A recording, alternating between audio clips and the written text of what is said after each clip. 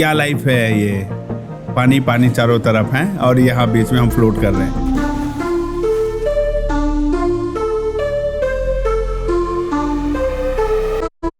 Istanbul, Barcelona, China, Rotterdam, Dominican Republic. International travel में first time कर रही हूँ, directly I was going to France, तो वो एक अच्छा एक्सपीरियंस था। स्टार गेजिंग मैंने की ही नहीं, बिकॉज दिखता ही नहीं है, पोल्यूशन इतना है, बट वहाँ ओशन में clear sky.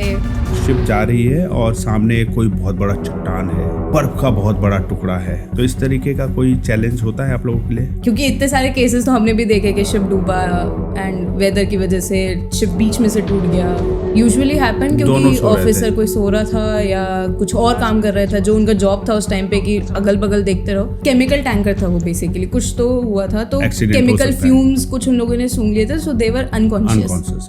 I guess they died because medical help आने में बहुत टाइम लग रहा था। अब आप सोचो ना कि बीच ओशन में हेलीकॉप्टर भी कितनी स्पीड से आ जाएगा, जो डॉक्टर तो रहते होंगे ना? नहीं, डॉक्टर्स नहीं रहते।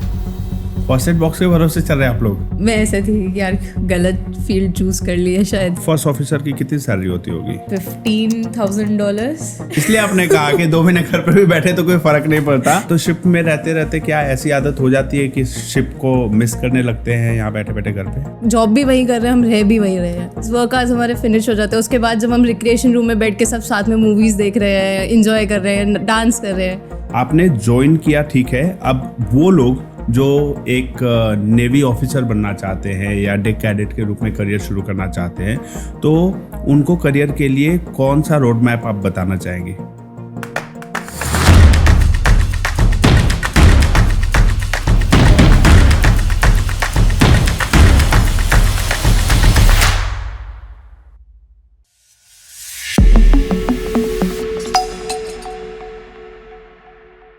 नमस्कार, welcome to the Rahul Ranjan show. आज का जो पॉडकास्ट है उन लोगों को ध्यान में रखकर बनाया जा रहा है जो मर्चेंट नेवी में अपना करियर बनाना चाहते हैं। तो हमारे आज के एपिसोड की गेस्ट है मिस मिली अग्रवाल, जो कि एक मर्चेंट नेवी ऑफिसर हैं, डेक कैडेट के रूप में काम कर रही है। और हम जानेंगे कि एक सी फेयरर की लाइफ कैसी होती है, स्पेशली फीमेल सी फेयरर की लाइफ कैसी होती है, क्या चैलेंजेस होते हैं। सुंदर सुहाने से सनराइज और सनसेट तो आप देखते हैं, लेकिन उसके पीछे जो जर्नी होती है वो कितनी चैलेंजिंग है। तो straight let's start the conversation. Mili Agarwal ji, बहुत बहुत स्वागत है हमारे पॉडकास्ट में। Thank you so much. हमारे पॉडकास्ट में आने के लिए धन्यवाद, आपने समय निकाला, स्पेशली दिल्ली आई आप इसके लिए। तो सबसे पहले आप मुझे ये बताइए कि आपका बैकग्राउंड क्या रहा और कैसे इंटरेस्ट बना आपका एक मर्चेंट नेवी को ज्वाइन करने के लिए? ये तो बहुत थोड़ी सी अजीब सी स्टोरी है। 9th स्टैंडर्ड में थी when I had seniors in school जो इस प्रोफेशन में थे, तो बस उनसे ऐसे डिस्कस किया कि अच्छा ये क्या है, तो बहुत इंटरेस्टिंग लगा बिकॉज हमेशा से था यार IIT मेडिकल ये नहीं करना, कुछ अलग करना है। फिर बहुत वो भी आया कि फैमिली ये थी कि क्या है ये, तो कोई प्रोफेशन ही नहीं होता, क्योंकि कोई अवेयर नहीं होता इस प्रोफेशन के लिए। तो उन लोगों को मनाना कि ठीक है जाना है जाना है जाना है। अब 12th तक तो वो लोग हाँ बोल देते थे कि ठीक है चले जाना, बट 12th के बाद जब फाइनल डिसीजन आता है कि हाँ अब जाना ही है, तो वो लोग ऐसे हो गए कि वर यू सीरियस? तो मैं भी ऐसे कि हाँ I was serious and I am serious now. तो फिर फाइनली दे अग्रीड कि ठीक है भेज देते हैं। फिर when finally I went on my first ship, तब मेरे फैमिली को ऐसा हुआ कि अच्छा ओके ऐसा प्रोफेशन एग्जिस्ट करता है and she is at a good place, कुछ फ्रॉड नहीं है, कुछ नहीं है। तो जब आप ने करियर के तौर पे चुना, तो जैसा आपने कहा कि फैमिली को भी नहीं भरोसा था कि ऐसा कोई करियर ऑप्शन है, तो बीइंग अ गर्ल पहली बार जब शिप में आप एंटर कर रहे हैं अपनी जॉब शुरू करने के लिए, तो कैसा लगा वहाँ का माहौल? मतलब और भी फीमेल स्टाफ्स हैं या आप लोग माइनॉरिटी काइंड ऑफ हैं? मेरे फर्स्ट शिप पे I was the only women among 25 main. तो अजीब तो लगा था कि क्या है, but everybody treated me like a kid, क्योंकि मैं सबसे छोटी रैंक थी वहाँ पे। तो सब लोगों ने बहुत अच्छे से सिखाया, बहुत अच्छे से रखा एंड इवेंचुअली फिर एक फैमिली की तरह एक माहौल बना, तो कंफर्टेबल फील करना शुरू किया। एंड फिर प्रोफेशनलिज्म भी आ जाती है, और ये सबसे अच्छी चीज़ है हमारी जॉब की कि हम जॉब भी वही कर रहे हैं, हम रह भी वही रहे हैं। तो जब काम का वर्क आवर्स हमारे फिनिश हो जाते हैं, उसके बाद जब हम रिक्रिएशन रूम में बैठ के सब साथ में मूवीज़ देख रहे हैं, इंजॉय कर रहे हैं, डांस कर रहे हैं, तो वो भी समझ आता है कि okay we all are friendly. But ये भी एक सेटबैक ये है कि आफ्टर 3-4 मंथ्स जब वो इंसान जा रहे हैं तो फिर पता नहीं तुम कब मिलोगे, कब बातचीत होगी, वो भी नहीं पता। तो वो शॉर्ट टर्म के लिए फ्रेंड्स बनते हैं, शॉर्ट टर्म के लिए वही फ्रेंडशिप चलती है। कुछ फ्रेंड्स लाइफ लॉन्ग भी रह जाते हैं। करेक्ट, वो पर्सनल लेवल पे अगर कंटिन्यू करना चाहे तो फ्रेंडशिप चलती है, वरना अगर नेक्स्ट पोस्टिंग आएगी तो गारंटेड नहीं है कि सेम टीम आपके साथ उस शिप पे हो। नहीं, ये नहीं है। हम लोग ऐसे रोटेट होते रहते हैं, तो सेम लोग मिलेंगे नहीं मिलेंगे पता नहीं, बट ऐसा होता है। मैं बहुत लकी थी कि मेरी first ship second ship I got like 2 to 3 people same जो मेरी फर्स्ट शिप पे भी मेरे साथ थे। ओके, तो वैसा होता है। आजकल हम सुनने को मिलता है हमें, सब इंटरनेट में हम देखते हैं, जैसे स्ट्रेट ऑफ हॉर्मोज में शिप के ऊपर अटैक हो रहा है, तो ये कितना चैलेंजिंग होता है सेफ्टी पॉइंट ऑफ व्यू से, कितना सेफ है ये job? Safety point of view इसका पर्टिकुलरली डिपेंड करता है वही चार्टर्स एंड कंपनीज के ऊपर कि अगर वहाँ से डेंजर है, वो एरिया अगर ऐसे रेड जोन में है कि नहीं यहाँ से नहीं जाना चाहिए, बट स्टिल अगर कंपनी बोल रही है या चार्टर बोल रहा है कि इधर से ही लेके जाएंगे just because for the cost cutting, तो फिर वो क्रू के लिए अनसेफ हो जाता है। बट एक एडवांटेज हम लोगों के पास ये होता है कि we have the right to say no, and फिर हमें शिप से उतार दिया जाएगा नियरेस्ट पोर्ट पे, एंड हम बोल सकते हैं कि हमें ये ट्रांजिट नहीं करना तो आप हमें उतार दीजिए। बट ये होता है कि उसका फिर रिपैट्रिएशन कॉस्ट वगैरह वो हमें खुद बेयर करना पड़ेगा। तो ट्रैवल का कॉस्ट खुद से बेयर करना फिर खुद बेयर करना पड़ेगा। और फिर वो कंपनी हो सकता है कि अगले शिप पे ना बिठाए कि भाई आप अपनी मर्जी से काम करते हो, आप हमारे रूल्स नहीं फॉलो कर रहे हो, तो जॉब जाने का भी खतरा है, या तो जान बचा लो या तो जॉब बचा लो, है ना? एग्जैक्टली वही। अच्छा, ओके। अच्छा, आपके अभी कितना टाइम हुआ है आपको नेवी में काम करते हुए? मुझे 2 years।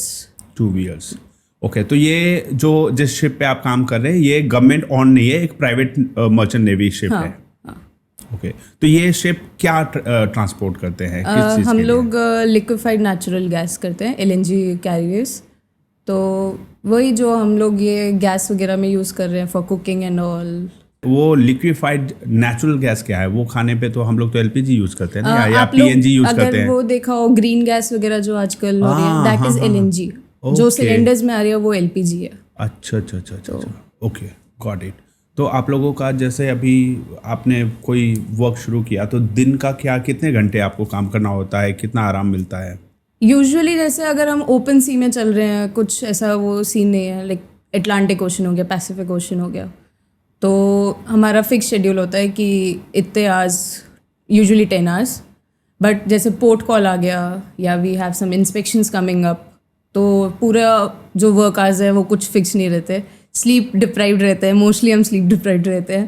तो वर्क लाइक पोर्ट वगैरह पे यूजुअली हमारे वर्क आवर्स 14-15 घंटे भी आराम से चले जाते हैं, बिकॉज क्योंकि दूसरी पार्टी हमारी शिप को विजिट कर रही है ना, तो we can not let any part of the ship remain unmanned. कोई ना कोई होना चाहिए, because we can trust others. कोई भी स्टो अवे भी हो सकता है, कोई बैठ के शायद से शिप के साथ चलने को रेडी हो जाए, तो हर चीज़ के लिए। इसलिए जैसे अगर हम ये शोर है और ये हमारा शिप है, तो जो गैंगवे एक्सेस हम बनाते हैं उसको हमें 24 hours मैंड रखना पड़ता है। कोई अनऑथराइज्ड पर्सन ना बैठ जाए शिप पे। तो वहाँ पे भी पूरी चेकिंग हो रही होती है कि ये लोग शिप पे आने वाले थे, तो हम पहले जब उनको आएंगे तो उनका पूरा वेरिफिकेशन होता है, उनको एक ID इशू करते हैं कि आप ऑथराइज्ड हो। तो ये भी एक वे ऑफ लाइक पता लगाने का होता है कि अगर कोई शिप पे घूम रहा है विदाउट दैट ID जो हमारे शिप को बिलोंग नहीं करता, तो वो कहीं और से बोर्ड किया है, बिकॉज अगर वो वहाँ से आया होगा तो उसके पास वो ID कार्ड होना चाहिए, विजिटर्स वाला बेसिकली।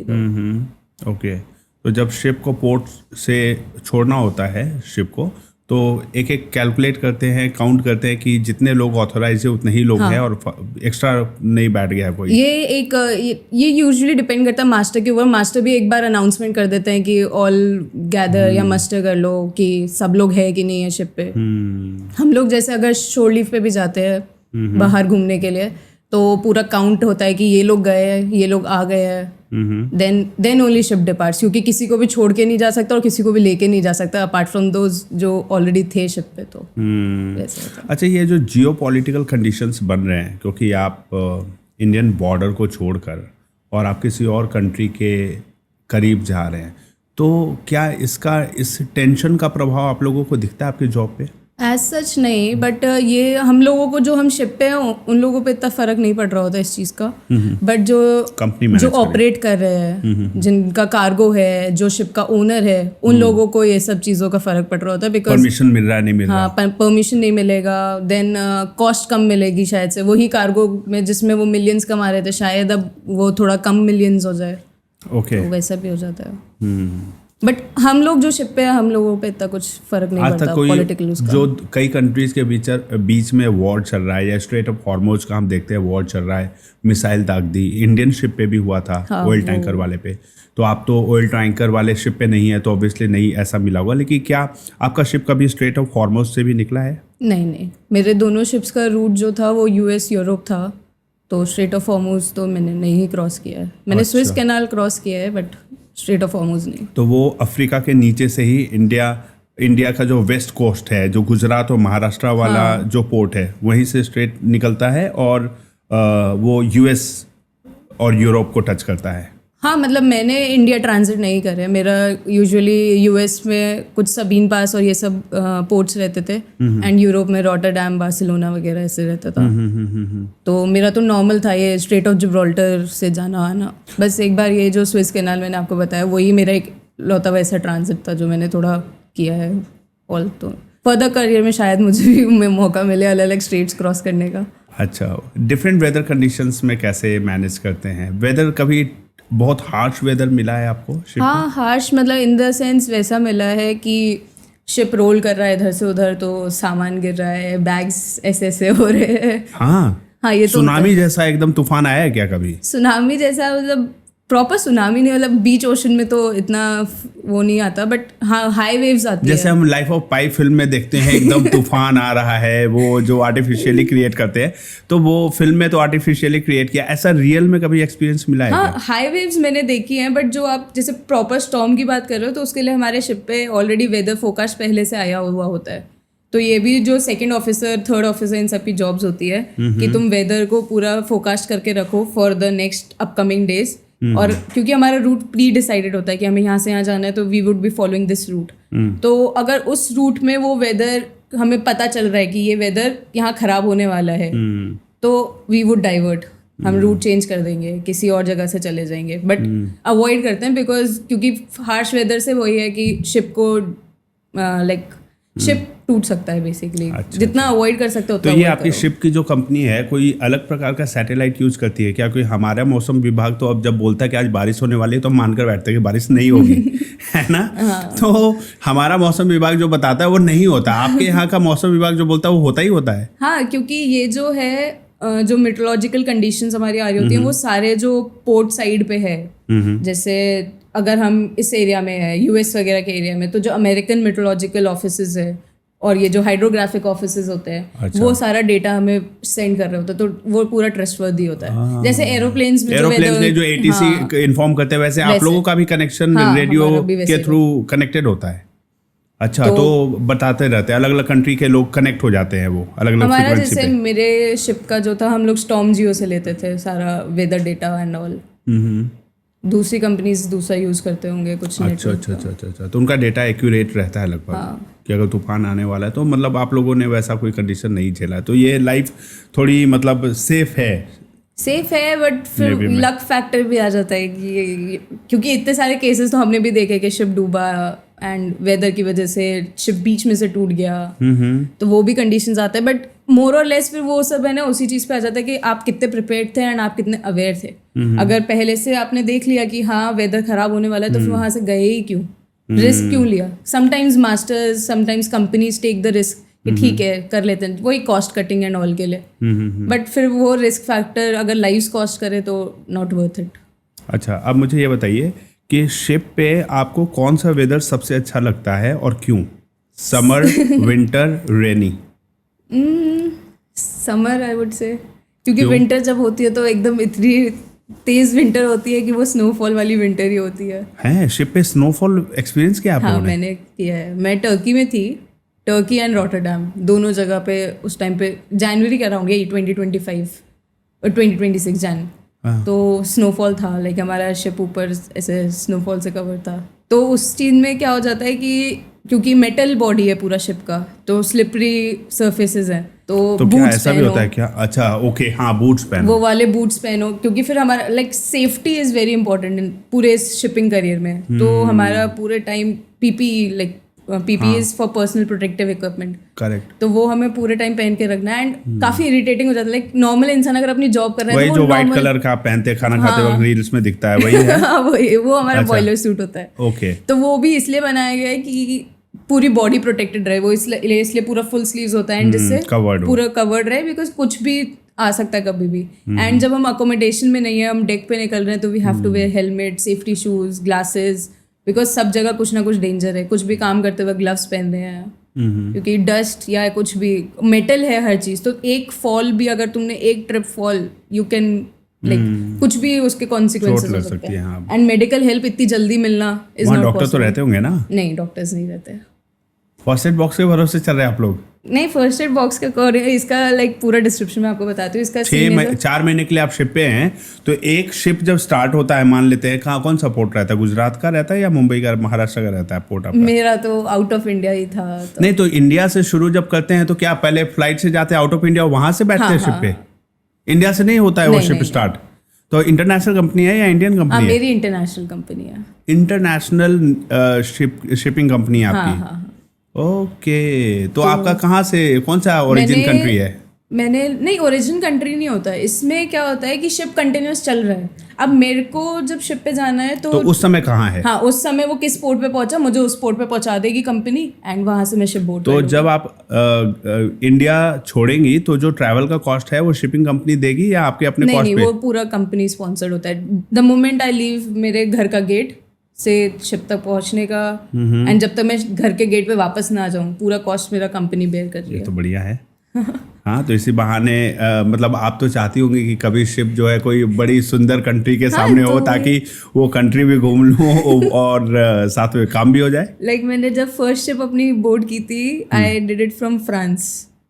तो मेरे लिए तो फर्स्ट टाइम, क्योंकि इंटरनेशनल ट्रैवल में फर्स्ट टाइम कर रही हूँ, directly I was going to France, तो वो एक अच्छा एक्सपीरियंस था। सेकेंड टाइम मैंने बोर्डेड फर्स्ट फ्रॉम इस्तांबुल, तो मैंने इस्तांबुल घूमा। कौन कौन सी कंट्री घूम चुकी हैं? इस्तांबुल, बार्सिलोना, चाइना, रॉटरडैम, और ये डोमिनिकन रिपब्लिक। तो चाइना भी आपकी शिपिंग कंपनी जाती है? हाँ हाँ, मैं जब चाइना गई थी तब ये ड्राई डॉक था हमारा, तो ड्राई डॉक के लिए गए थे, basically ship repairing and all. अच्छा, okay. चाइना में यूजुअली वो भी होता है, वैसे पोर्ट भी है, बट ज़्यादातर जो शिप्स होती हैं वो ड्राई डॉक के लिए चाइना में ही जा रहे होते हैं। तो अभी पुराने क्वेश्चन पे वापस पहुंचता हूँ कि चलो अब इंडिया से नहीं जा रहे हैं, अब किसी और पोर्ट से जा रहे हैं। आपने पोर्ट पे, आपने शिप पे चेक इन किया, आप आ गए। अब वो शिप जब अपने रास्ते पे निकलता है, जर्नी पे, तो कितने टाइम के बाद नियरेस्ट, एक इन जनरल, क्योंकि हर बार अलग अलग सिचुएशन होती होगी, इन जनरल कितने दिन लगभग सी पे ही रहना होता है तब नियरेस्ट कंट्री पहुंचते हैं या नेक्स्ट पोर्ट पहुंचते हैं? हाँ, मतलब ये जो चीज़ है ना, ये डिपेंड करती है कार्गो पे। जैसे मेरा जो कार्गो था वो लिक्विफाइड नेचुरल गैस था, तो हम लोगों का पोर्ट आता था 15-20 डेज, क्योंकि पोर्ट्स जो है हर कंट्री में भी नहीं है। कुछ कंट्रीज जो इंपोर्ट कर रही है, अब जैसे मैंने आपको बताया यूएस टू यूरोप, तो हमें यूजुअली 15-20 डेज लग जाते थे वहाँ पहुँचने में। चाहते थे तो हम ऐसे 10 डेज में भी पहुँच सकते हैं, डिपेंड करता है कि चार्टर ने हमें कब दिया, क्योंकि अवेलेबिलिटी पे डिपेंड करता है कि उस पोर्ट पे कोई और शिप तो नहीं है उस टाइम तो पे, उससे पहले नहीं पहुंच सकते आप, स्पेस ही नहीं है। और क्योंकि हम एलएनजी है तो हम एक जगह खड़े रखना भी प्रेफर नहीं करते, क्योंकि हम इंजन्स में उसी गैस को यूज़ कर रहे होते हैं। अच्छा, हाँ, मतलब वो क्या होता है कि लिक्विफाइड फॉर्म में है, बट क्योंकि प्रेशर टेम्परेचर इतना, और -160 पे हम कैरी कर रहे होते हैं, -160 -165 के टेम्परेचर पे, तो मोशन की वजह से वेपर्स बन रहे हैं, तो वो जो वेपर्स बन रहे हैं ना, हम उसी को इंजन्स में यूज़ कर रहे होते हैं। तो it is like a clean fuel also, तो उससे जो ये नाइट्रोजन ऑक्साइड, सल्फर ऑक्साइड के जो एमिशंस होते हैं वो भी बहुत कम होते हैं। तो इसलिए इट इज़ रिकमेंडेड कि एलएनजी वेसल्स जो हैं वो एलएनजी को ही फ्यूल यूज़ करें, डीजल वगैरह को ना यूज़ करें। अच्छा, ओके। Environment prospects basically. तो ये 15 दिन शिप पे आप रह रहे हैं, उस दौरान कोई डॉक्टर नहीं है, अगर कोई बीमार पड़ता है तो बेसिक जो मेडिसिन है, फीवर का, तो चोट का या दर्द नहीं, का या ऐसे कुछ? हम लोगों के पास है ना पूरा एक मेडिकल हॉस्पिटल होता है शिप पे, बट कोई ऑथराइज डॉक्टर नहीं होता। जैसे अगर जो हम बोल सके कि ये डॉक्टर है ऐसा नहीं होता, हम लोगों को सबको ट्रेनिंग दी जाती है। मैंने भी जैसे एक कोर्स किया हुआ है 10 डेज का। अब आप सोच लो 10 डेज का बना हुआ डॉक्टर या 15 डेज का बना हुआ डॉक्टर, कैसा ही डॉक्टर हो। नर्सिंग का बेसिक, नर्सिंग का फर्स्ट एड लगाने का, बैंडेज लगाने का सिखाते हैं क्या? नहीं, मतलब सिखाने की कोशिश में सब कुछ करते हैं, बट ऑब्वियसली 10 दिन में कैसे कोई इंसान देगा, तो उसमें इंजेक्शन लगाना वगैरह सिखाते होंगे। हाँ मतलब हाँ, CPR सिखा दिया, या अगर तुम्हें दिख रहा है कि इंसान अनकॉन्शियस है तो तुम क्या क्या कर सकते हो, रिससिटेटर यूज कर लो या क्या क्या यूज कर लो। जूता नहीं सुंघाना है, तो बस उतना है कि बस इंसान को जिंदा रख सको, जब तक मेडिकल हेल्प ना आ जाए उतना सिखा देता है। अच्छा, कभी ऐसी इमरजेंसी हुई है किसी के साथ जो बहुत बीमार पड़ गया वो, या फिटनेस सर्टिफिकेट तो लेके ही चलते हो? मेरी शिप पे नहीं थी, बट एक केस मेरे को VHF पे सुनाई दे रहा था। मैं अपने शिप के ब्रिज पे थी, तो उधर कुछ ऐसा इंसिडेंट हुआ था कि एक कैडेट एंड शायद से AB, ये भी एक रैंक ही होती है, ओके, ये लोग किसी उसमें गिर गए थे। केमिकल टैंकर था वो, बेसिकली कुछ तो हुआ था, तो केमिकल फ्यूम्स कुछ उन लोगों ने सूंघ लिए थे, सो दे वर अनकॉन्शियस। तो VHF पे हमें इसलिए सुनाई दे रहा था because they were coordinating with this helicopter, कहीं से आ रहा था। तो एंड वो कॉन्वर्जेशन शुरू हुई थी सुबह के 8 या 9 बजे कुछ, एंड आई रिमेंबर कि वो दोपहर के 1-2 बजे तक भी वो कॉन्वर्जेशन ही चल रही थी, तब तक वो रेस्क्यू हो ही नहीं पाए थे। एंड इवेंचुअली जितना I remember, I guess they died because medical help आने में बहुत टाइम लग रहा था। अब आप सोचो ना कि बीच ओशन में हेलीकॉप्टर भी कितनी स्पीड से आ जाएगा, जो वो जितनी स्पीड पे वो आ सकता है उतनी पे आएगा। आपने ज्वाइन किया, ठीक है, अब वो लोग जो एक नेवी ऑफिसर बनना चाहते हैं या डेक कैडेट के रूप में करियर शुरू करना चाहते हैं, तो उनको करियर के लिए कौन सा रोड मैप आप बताना चाहेंगे? इसके लिए भी जैसे हम लोगों की डिफरेंट रैंक्स होती है, तो जैसे मैं डेक साइड में हूँ, we have 2 sides, engine side, deck side. तो डेक साइड वही होगी जो नेविगेशन वगैरह देखेगी, इंजन साइड जो मशीनरी वगैरह देखेगी शिप की। तो अगर आपको इंजन साइड में जाना है तो BTech होती है, BTech in marine engineering. Marine engineering, हाँ, या मैकेनिकल वाले को भी नहीं, मैकेनिकल नहीं, मरीन इंजीनियरिंग। ओके। और अगर आपको डेक साइड में जाना है तो इसके लिए भी ऐसा होता है कि डिप्लोमा इन नॉटिकल साइंस या BSc इन नॉटिकल साइंस। मैंने BSc इन नॉटिकल साइंस किया था। Okay. Diploma is 1 year course, उससे भी आप शिप पे जा सकते हो। हाँ, तो वो आप किसी भी ट्रेनिंग इंस्टीट्यूट से कर सकते हो। मैंने तुलानी मैरीटाइम इंस्टीट्यूट पुणे में उससे किया था। एंड बहुत सारे इंस्टीट्यूट्स हैं अब तो, लाइक नोएडा में भी ये IMI इंस्टीट्यूट है, वहाँ से भी लोग करते हैं। तो ये 2 बेसिकली, अगर आपको ऑफिसर रैंक्स पे वैसे जाना है इंजन या डेक साइड में, देन हमारा कुक वाला भी रैंक होता है, चीफ कुक एंड जो सेकंड कुक होता है, ओके, तो उनके लिए अलग कोर्सेज होता है। उसका भी मुझे इतना आइडिया नहीं है, बट उनके लिए एक कोर्स होता है। देन जो हमारी GP रेटिंग्स होते हैं, जो शिप का मेंटेनेंस वगैरह देखते हैं, उनके लिए भी एक कोर्स होता है, वो भी आप ज्वाइन कर सकते हैं। तो मल्टीपल डिफरेंट डिपार्टमेंट्स हैं। डिपार्टमेंट्स तो आपको पहले फिगर आउट करना पड़ेगा कि किस डिपार्टमेंट के लिए आपका इंटरेस्ट है, और उसमें उसके लिए काम करें। तो अगर मान लीजिए आपने कहा 1 ईयर का डिप्लोमा के बाद भी आप डेक साइड में ज्वाइन कर सकते हैं, आप डेक साइड में हैं। हाँ। तो आपका काम होता होगा रूट्स देखना कि हम कहाँ जा रहे हैं, किस नॉटिकल का तो ये मतलब हुआ ना कि किधर जा रहे, शिप अभी कहाँ है ना, इंश्योर करना कि सही डेस्टिनेशन पे पहुंचा दे। तो वो टीम होती होगी। हाँ, एक चीफ कैप्टन होते होंगे, captain, chief officer, second officer, third officer. Okay. और मतलब डिपेंड करता है, किसी शिप पे 2 चीफ ऑफिसर होते हैं, मेरी पे 2 थर्ड ऑफिसर्स थे, तो वो डिपेंड करता है। तो इन टोटल 5 लोग चेंज करते रहते हैं शिफ्ट, और 2-3 लोग चलाते हाँ, मतलब होंगे। ऐसे 24 आवर्स में 3 ऑफिसर्स के बीच में डिवाइडेड है, 8 आवर्स ईच। हाँ, तो नहीं, लेकिन वो ऐसे होता है कि 4 आवर्स एक ने किया, फिर 4 आवर्स दूसरे ने किया, फिर 4 आवर्स तीसरे ने, एंड देन अगेन जो नेक्स्ट 4 आवर्स है वो फर्स्ट वाला रिपीट करेगा उसको। ओके। तो ऐसे वो 8 आवर्स करते हैं, मिलता रहता है। हाँ, लाइक अब जैसे 4 to 8 मैंने अगर किया, मेरी वॉचेस 4 to 8 रहती थी, तो 4 to 8 करके मुझे रेस्ट मिल जाता था कि ब्रेकफास्ट वगैरह करो, रेस्ट करो। देन 10 to 12 थोड़ा सा ओवर टाइम कर लो, क्योंकि इन ऑल तुम्हें 10 आवर्स का वर्क करना है। डेक कैडेट्स के लिए तो अलग हिस्ट्री है, क्योंकि वो तो कोई पर्टिकुलर रैंक पे नहीं होते, तो सबका काम कर रहे होते हैं। तो वैसे अगर मैं ऑफिसर रैंक्स का आपको बता रही हूँ अभी, कि 4 to 8 काम किया, देन 2 घंटे का ओवर टाइम, एंड देन दोपहर के 4 से 8 काम करो, and then you are done for the day.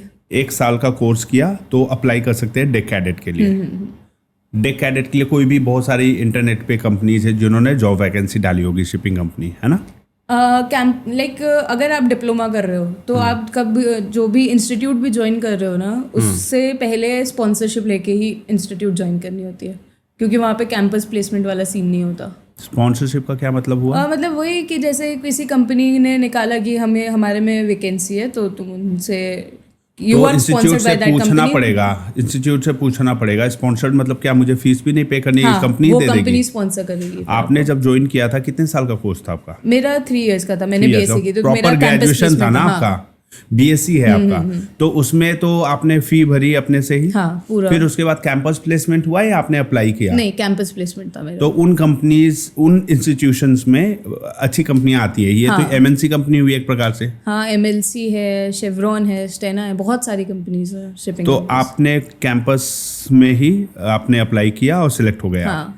Select हो गए तो एक डेक कैडेट को बेसिक कितनी सैलरी मिलती है अगर आप बताना चाहें? ये भी लाइक जनरल आइडिया ऐसा रहता है $400 से $1,000 का। Okay, a month? हाँ।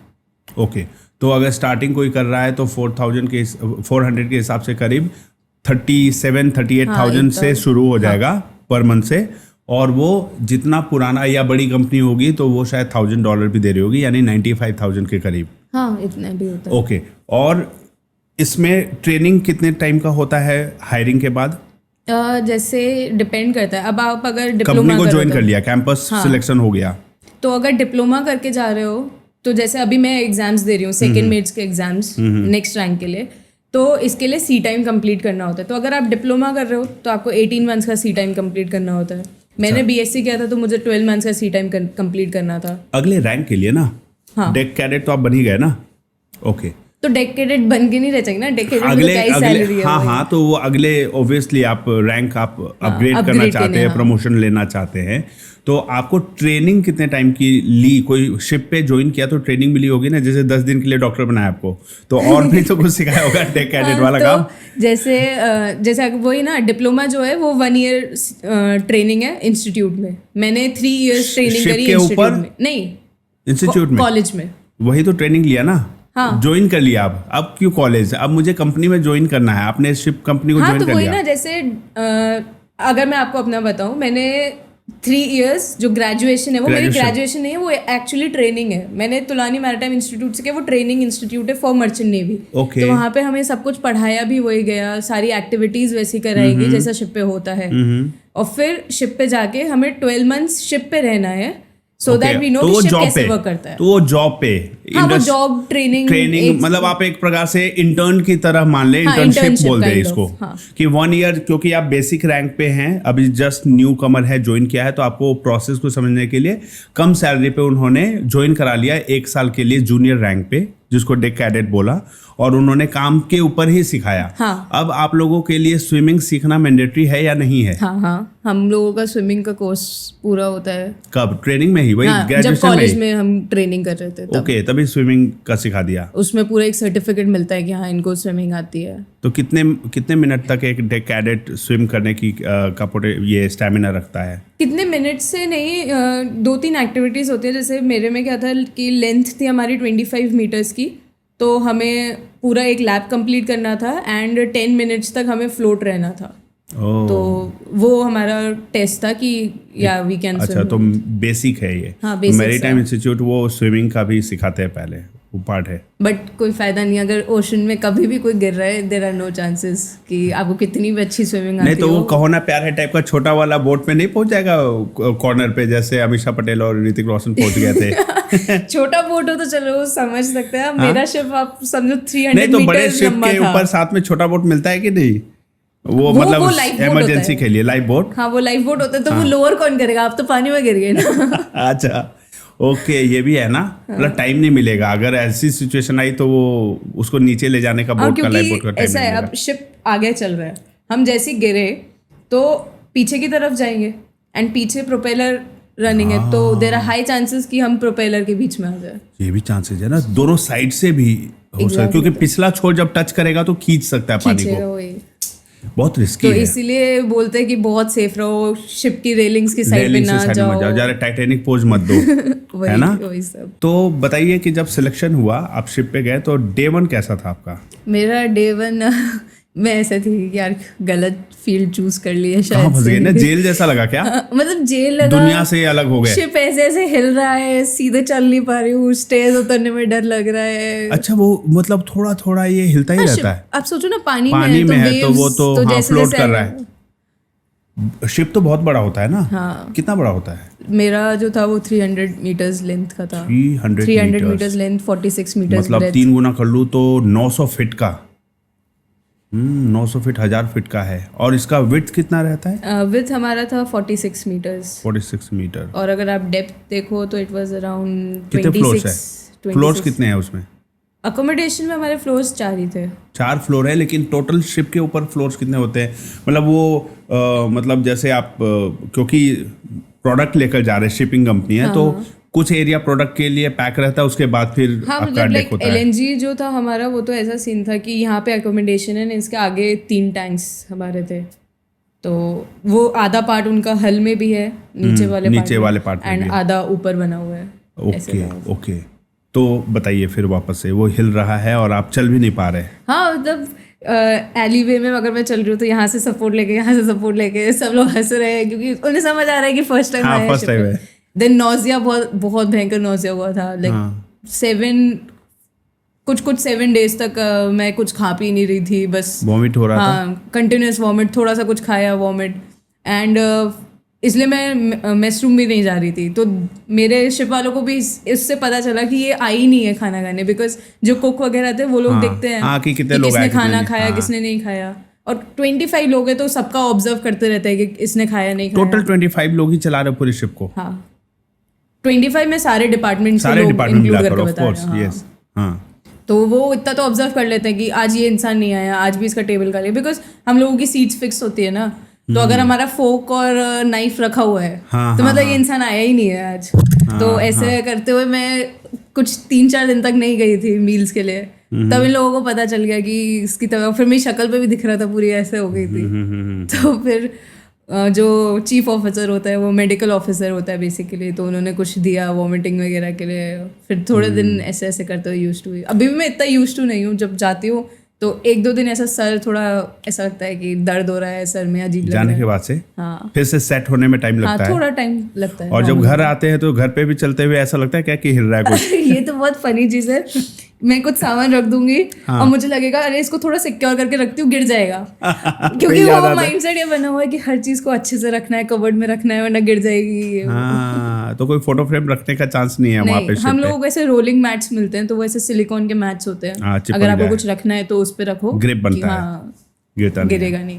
तो फिर कितने दिन, 9-10 दिन तक ये वॉमिट वाला सिस्टम चला, फिर सेटल हो हाँ, धीरे धीरे वो फिर मेडिसिन settle के हो दम गई पे? थी। नहीं, मेडिसिन भी मैंने लेना बंद कर दिया था। एक ही बार उन्होंने दी थी जिससे मैं खाना वगैरह खा लूँ, फिर अपने आप ही नॉर्मल हो गई थी। फिर कितने दिनों के बाद महसूस हुआ कि मैं ठीक ही है, इतना भी बुरा नहीं है? 2 months 2 months लगे आपको? मतलब सेटल होने में बहुत टाइम, क्योंकि क्या फर्स्ट आपको ऐसा लग रहा था कि वापस चली जाऊं? हाँ, वापस चली जाऊँ, ये शायद मेरे लिए नहीं है, ये तो कुछ तो गलत है। क्या लाइफ है ये, पानी पानी चारों तरफ है और यहाँ बीच में हम फ्लोट कर रहे हैं। फिर आई स्टार्टेड एंजॉइंग जब मुझे काम, क्योंकि स्टार्टिंग में क्या था कि लोग एक्सपेक्ट कर रहे हैं कि इतना आता होगा, 3 साल पढ़ के तो आए हो।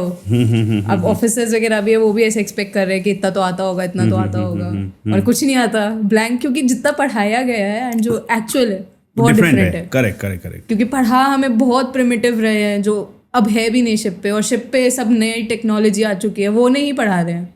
अब धीरे धीरे एजुकेशन सिस्टम थोड़ा चेंज हो रहा है। बट फिर जब थोड़ा थोड़ा समझ आने लग गया, सेटल होने लगी, तब अच्छा लगने लगा। इसलिए 8 months निकल भी गए थे फिर मेरे आराम से।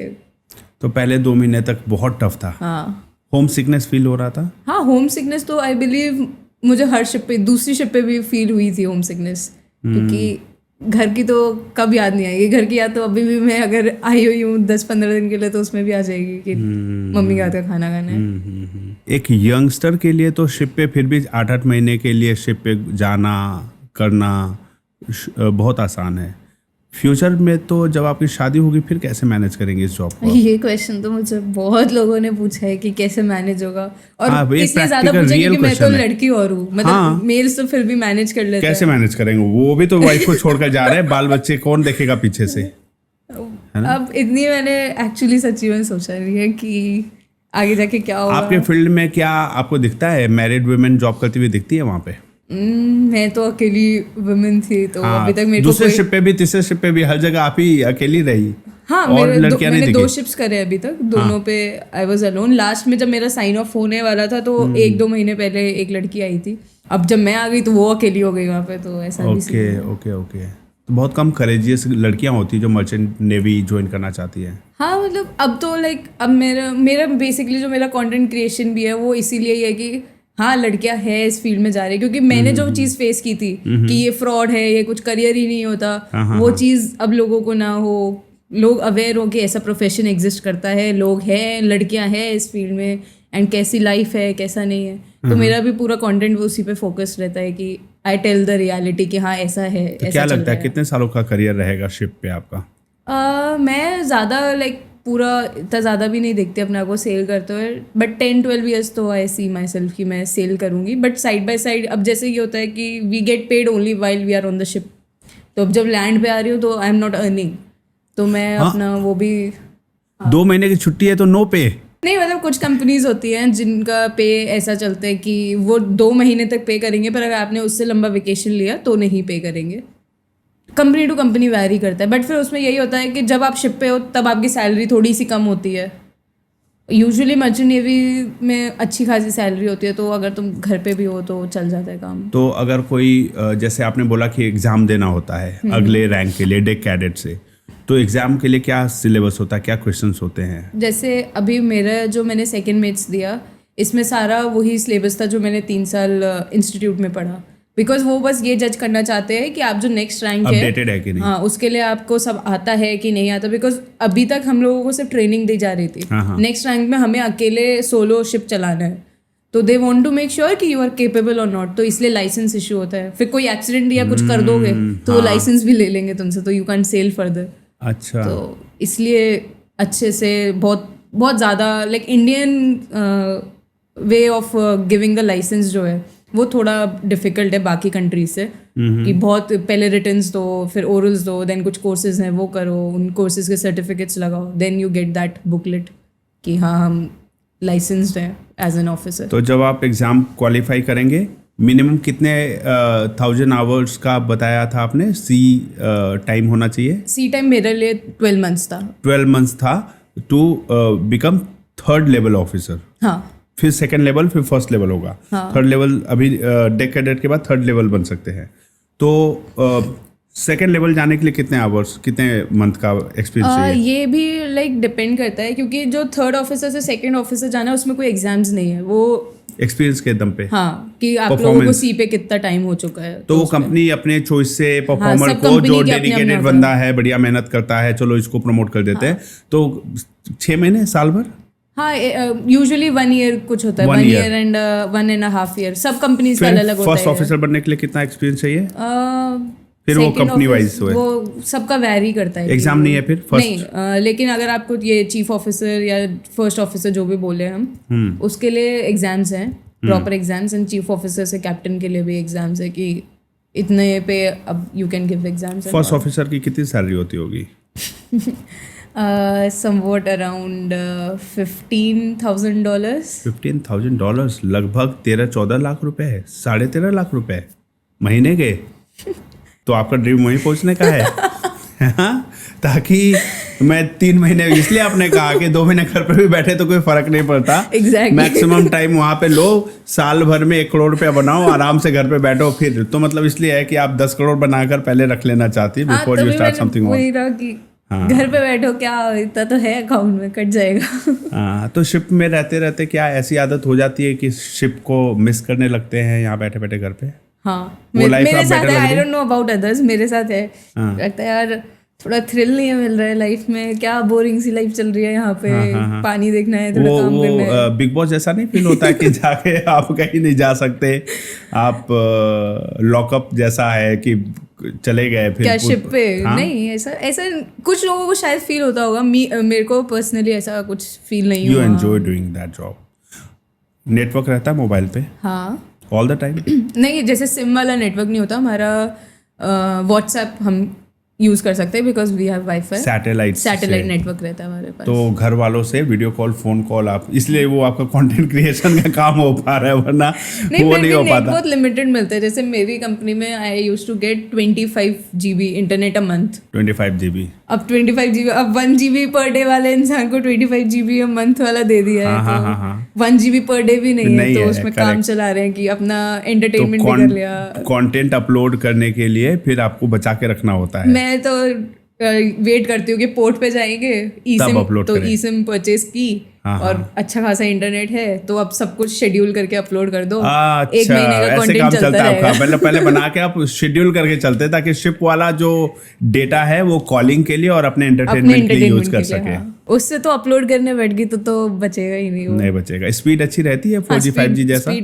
जैसे स्टारलिंक रहता है हम लोगों के पास, अच्छा खासा नेटवर्क होता है 4G 5G। जैसे एयरलाइन पे कोई कैबिन क्रू है, अगर लगता है कैबिन क्रू से नहीं काम करना चाहते हैं वो, तो वो ग्राउंड सपोर्ट में ज्वाइन कर लिया, काउंटर को हैंडल कर लिया, फ्लाई नहीं कर रहे, दिल्ली एयरपोर्ट पे जॉब है, घर से गए दिल्ली एयरपोर्ट वापस आ गए, तो शिप कंपनी में ऐसा कुछ है कि मर्चेंट नेवी में कि शिप के बाहर भी कोई ऑल्टरनेटिव ऑप्शन है after you don't want to go on ship? हाँ, काफ़ी ऑफशोर जॉब्स मिल जाती हैं आपको। लाइसेंस तो हम लोगों को मिलता ही है, तो हम उनके बेसिस पे ऑफशोर जॉब्स ले सकते हैं। जैसे हम लोग जब पोर्ट पे जा रहे हैं तो वहाँ पे जो कार्गो सर्वेयर्स वगैरह काम कर रहे हैं वो भी यूजुअली मैंने जो इनकाउंटर किया कि वो भी शिपिंग छोड़ के ही वो वाले काम में आए हुए हैं। तो फिर आप अगर ऑफशोर जॉब पे हो, लैंड पे हो, तो फिर तो you can manage your family well ना।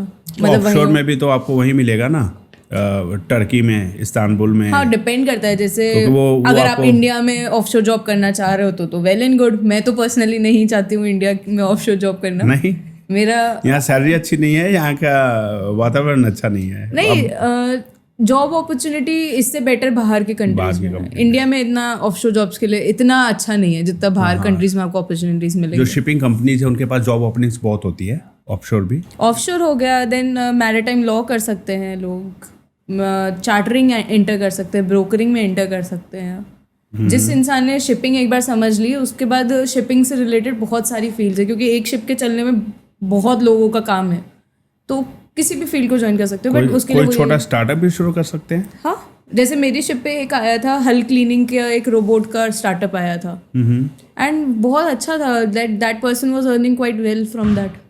कुछ नहीं था, वो एक सिंपल सा रोबोट, उस पर एक ब्रश लगा हुआ था। एंड हल क्लीनिंग हमें इसलिए करनी होती है बिकॉज हम पानी में चल रहे हैं तो एल्गी डिपॉजिट हो रही है एंड ये वो, तो उसकी वजह से फ्यूल ज़्यादा यूज़ हो रहा है एंड ड्रैग ज़्यादा मिलेगा शिप को, तो उतनी एफिशिएंसी नहीं है जितनी अगर साफ हल होता तो मिलती। तो वो एक रोबोट क्लीनिंग, लाइक हल क्लीनिंग रोबोट था, and it was a very good startup. और हमारी कंपनी के शिप्स उसको खरीद भी रहे थे, एंड वो कुछ $60,000 कुछ ऐसे उसमें बेच रहा था उसको। That was a good startup. अच्छा, तो स्टार्टअप के ऑप्शंस हैं इंडिया में? इंडिया में लाइक अब ऐसे एज सच नहीं, पर मुझे भी इतना आइडिया नहीं है, but startup it is all about your brain. तुम कितना इनोवेटिव बन सकते हो, तो इट डज नॉट डिपेंड कि आप कहाँ से बिलोंग कर रहे हो। जितना इनोवेटिव हो उतना। जैसे इसरो से निकल के एक स्काई रूट करके एक कंपनी बनी जिसने विक्रम-1 जो अभी छोड़ा है, आपने न्यूज़ में अगर सुना हो, तो जैसे एलोन मस्क ने अपनी कंपनी बनाई है स्पेस टेक्नोलॉजी के ऊपर, तो स्काई रूट करके इंडिया में एक कंपनी बनी है जिसको स्टार्टअप शुरू किया है। तो मुझे लगता है जैसे स्पेस के लिए कर रहे हो, वैसे शिपिंग के क्षेत्र में इंडिया भी बहुत ज़्यादा उतना डेवलप नहीं है दूसरी कंट्रियों को देखते हुए। अवेयरनेस इतना नहीं है लोगों को। This is the primary factor. सब इंजीनियर, डॉक्टर या IAS बनना चाहते हैं इंडिया में। लोगों को जब जॉब अपॉर्चुनिटीज और ये सब पता ही नहीं होगा तो कैसे कोई इनोवेटिव इसमें सोचेगा। तो मुझे लगता है अगर इस फील्ड में कुछ इनोवेटिव कोई सोचेगा तो वो सीफेयरर्स ही होंगे, because they are only aware of this field और यहाँ क्या चलता है। तो आई होप मैं भी कोई स्टार्टअप खोल दूँ शायद। बहुत बढ़िया, बहुत बढ़िया। अच्छा, सेफ्टी पॉइंट ऑफ व्यू से जैसे हम फिल्मों में देखते हैं ना कि शिप जा रही है और सामने कोई बहुत बड़ा चट्टान है या कोई बर्फ का बहुत बड़ा टुकड़ा है, उससे टकराने का होता है, तो इस तरीके का कोई चैलेंज होता है आप लोगों के लिए, स्पेशली नाइट में? आइसबर्ग्स वगैरह एंड ऑल। हाँ, आइसबर्ग्स हम लोगों के पास रडार रहता है एंड वही फैक्टर आ जाता है कि लाइक 4 आवर्स अगर इंसान को जॉब अलॉटेड है, जो हमारा ब्रिज है बेसिकली नेविगेटिंग सेंटर जो शिप का है, वो अनमैन्ड कभी नहीं होता, 24 आवर्स मैन्ड है। तो अगर रात में भी शिप चल रहा है तो वहाँ पे ऑलरेडी कोई एक ऑफिसर है, तो रडार को ऑब्जर्व करते रहो, उसमें दिख जाएगा अगर इतना बड़ा कुछ है ऑब्स्ट्रक्शन तो रडार में बहुत क्लियरली दिखेगा कि है, बट अगर वो ऑफिसर अवेयर ही नहीं है, सो रहा है वॉच पे, तो कैसे दिख जाएगा? तो मोस्टली जो एक्सीडेंट्स, अगर आप शिप एक्सीडेंट्स देखोगे भी कि ये शिप कोलाइड कर गया या ये शिप कोलाइड कर गया, यूजुअली हैपन क्योंकि ऑफिसर कोई सो रहा था या कुछ और काम कर रहा था, जो उनका जॉब था उस टाइम पे कि अगल बगल देखते रहो, उसकी जगह अपना कोई काम कर रहे थे या कुछ।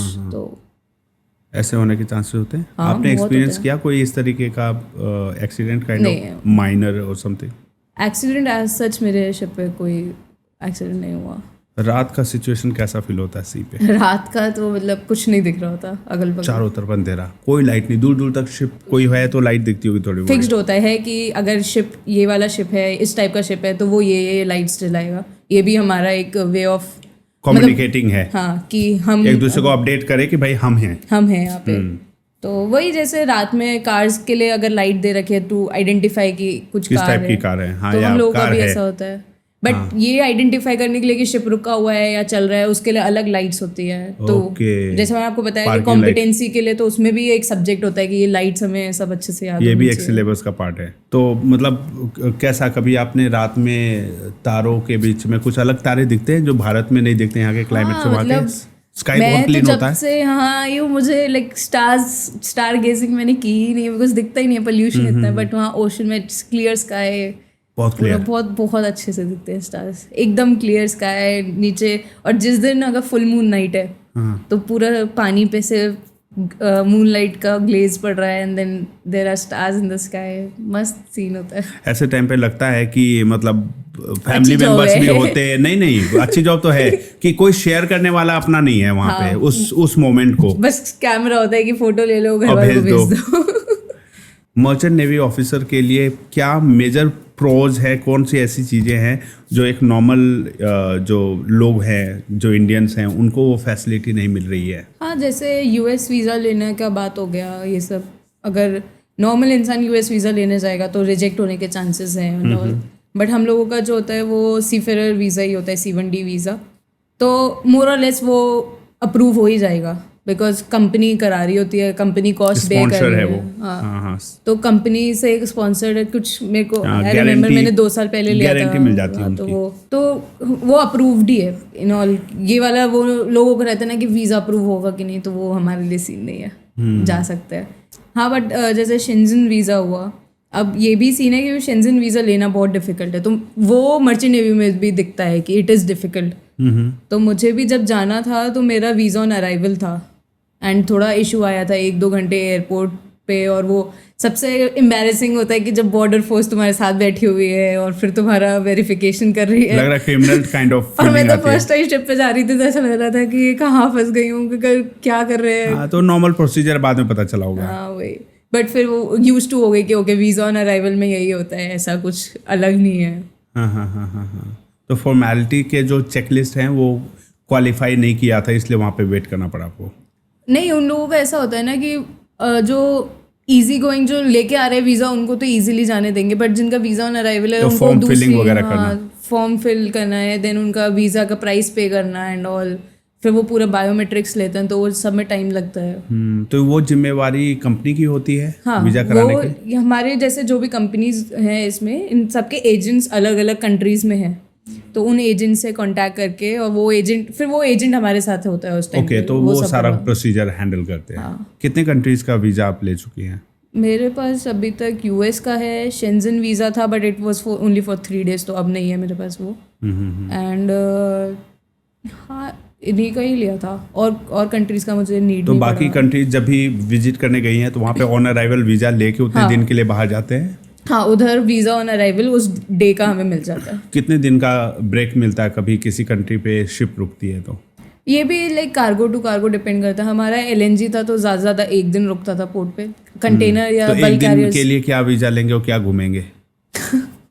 वही मतलब कुछ घंटों के लिए बाहर चले जाओ। आप सोचो ना 15-20 दिन से एक ही शिप पे हो तो ठीक है, 4-5 आवर्स की भी आउटिंग मिल जाती है तो मज़ा आ जाता है। बाहर का खाना खा के आ जाओ। हाँ, खाना कैसा मिलता है शिप पे? मेरा तो थैंकफुली अच्छा था क्योंकि इंडियन कुक्स थे। ओके। अब मेरे जो कलीग्स थे उनकी शिप पे फिलिपिनो कुक्स या दूसरी नेशनैलिटी के कुक्स, तो अब उनको इंडियन फूड इतना अच्छा नहीं पता होता, तो वहाँ थोड़ी सी प्रॉब्लम आ जाती है। कितने अलग अलग नेशनल्स होते हैं आपके शिप पे? और कितने भी हो सकते हैं, जैसे फिलिपिनोज, नॉर्वेजियंस, इंडोनेशियंस। मेरी शिप पे यूजुअली यही 3-4 कितने थे आपके नेशनलिटी। 20 कुछ इंडियंस थे हम लोग। 25 तो लोग ही होते हैं आपके शिप पे, उसमें 20 इंडियन ही थे। अच्छा, और 5 अदर कंट्रीज के। Okay, alright. बहुत अच्छा लगा आपसे बात करके मिली जी। अच्छा है, मेरी बेस्ट विशेज हैं कि आप चीफ कैप्टन बने, फर्स्ट ऑफिसर बने नेवी में, और साल का करोड़ रुपया कमाए, हवेली ले, बंगलो ले, फार्म हाउस बनाए, और एक अच्छी लाइफ आप इस्टेब्लिश करें। और जिस तरीके से आप कंटेंट क्रिएट करके लोगों को मर्चेंट नेवी लाइफ दिखा रहे हैं, क्या लाइफ है, लोगों को गाइड करिए, स्पेशली कि इस सेक्टर में जो करियर नहीं देख रहे हैं, जो लोग कर बना सकते हैं अपना करियर, या जो इंटरेस्ट रखते हैं बनाने के लिए, उनको आप जो गाइड कर रहे हैं, बहुत अच्छा काम कर रही है। Thank you so much. ऐसे ही करते रहिए और आगे बढ़ते रहिए। It was nice talking to you, thank you so much. Thank you. तो गाइज, हमने बात की मिस मिली अग्रवाल से, जो कि एक मर्चेंट नेवी ऑफिसर हैं और डेक कैडेट के रूप में एक शिपिंग कंपनी के लिए काम करती है। इन्होंने बताया कि किस तरीके का करियर बिल्ड किया जा सकता है एक डेक कैडेट बनने के लिए, और उससे ऊपर के प्रमोशंस लेने के लिए, क्लास 1 ऑफिसर बनने के लिए क्या प्रोसेस होता है, क्या करियर अपॉर्चुनिटीज़ है, क्या सैलरी स्टार्टिंग हो सकती है, किस लेवल तक जा सकती है, और क्या रोमांच है इनके लाइफ में, किस तरीके से वर्ल्ड घूमने का मौका मिलता है। तो बहुत ऐसी चीज़ें हैं जो शायद बहुत लोगों को नहीं पता होगी, तो इस पॉडकास्ट के जरिए आपको पता चली है। अगर आप मर्चेंट नेवी में करियर बनाना चाहते हैं तो जो इन्होंने रोड मैप दिया है उसको फॉलो करें। और मिली अग्रवाल जी से और बात करने के लिए इनका इंस्टाग्राम का डिटेल डिस्क्रिप्शन बॉक्स में अपडेटेड है, आप इनको फॉलो करें। जो भी सवाल हो मर्चेंट नेवी में करियर से रिलेटेड वो आप इनसे पूछ सकते हैं। और इसी प्रकार के वीडियोस देखने के लिए हमारे चैनल को सब्सक्राइब करें, इसे लाइक करें, अपने दोस्तों के साथ शेयर करें जो लोग इंटरेस्टेड हो मर्चेंट नेवी में करियर बनाने के लिए। और जो भी क्वेश्चन है वो कमेंट सेक्शन में क्वेश्चन को पोस्ट करें। और मिलते हैं जल्दी अपने नए एपिसोड में। मैं हूँ राहुल रंजन सिंह, आप देख रहे थे the Rahul Ranjan show. Keep learning, keep growing, keep shining. जय हिंद, जय भारत।